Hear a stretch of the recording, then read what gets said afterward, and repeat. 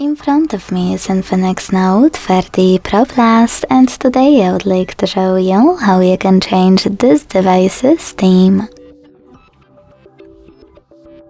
All you need to do is open Settings and tap on Personalization, to hit Online at the top.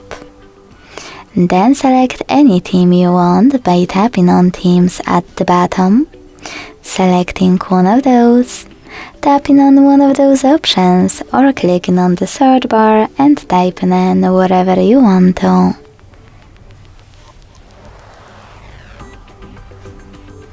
Then hit a perfect theme.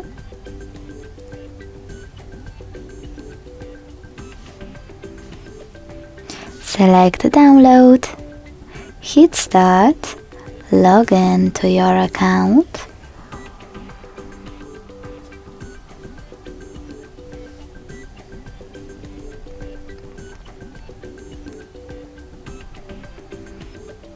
Tap on Download one more time and hit Apply. As you can see, after that, theme of my device has changed.